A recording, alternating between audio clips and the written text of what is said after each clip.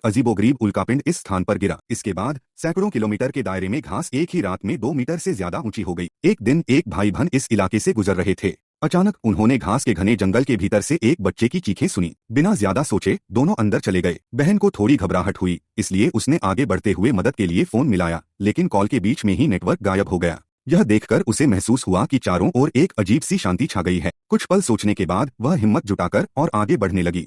वहीं दूसरी ओर भाई को वह रोता हुआ बच्चा कहीं नहीं दिखा। उल्टा वह खुद रास्ता भटक गया। समय का कोई अंदाजा नहीं था, लेकिन अचानक भाई बहन को एक दूसरे की आवाज सुनाई दी। पर अजीब बात यह थी कि वे चाहे जितना भी चलें, एक दूसरे तक पहुंच ही नहीं पा रहे थे। बहन ने चिंता जताई, यह जगह कुछ अजीब लग रही है। भाई पहले इस पर यकीन नहीं करता, लेकिन तभी उसे एहसास होता है कि बहन की आवाज कभी दाएं से आती है तो कभी बाएं से। तुम सही कह रही हो, यहाँ कुछ गड़बड़ है, भाई ने धीरे से कहा। बहन ने सुझाव दिया, अगर हम दोनों एक साथ कूदें तो शायद एक दूसरे को देख सकें। 1 2 3। वे दोनों हवा में उछले और हैरान रह गए। वे एक दूसरे को देख सकते थे और वे बेहद पास थे। लेकिन जब उन्होंने दोबारा कूदने की कोशिश की तो वे अचानक 100 मीटर दूर हो गए। बहन इस अजीब स्थिति को देखकर स्तब्ध रह गई। उन्हें यकीन था कि उन्होंने अपनी जगह से एक कदम भी नहीं बढ़ाया था, फिर भी इतनी दूरी कैसे बन गई। भाई को डर लगने लगा। आधे घंटे की भागदौड़ के बाद वह फिसलकर कीचड़ में गिर गया। उसी वक्त उसे सड़ी गई चीजों की भयानक बदबू आई। उसने देखा, थोड़ी दूरी पर एक मरी हुई कुत्ते की लाश पड़ी थी। अब उसे असली डर सताने लगा। दूसरी ओर बहन भी पूरे दिन चलते चलते थक चुकी थी। जब उसने बैठकर आराम करने का सोचा,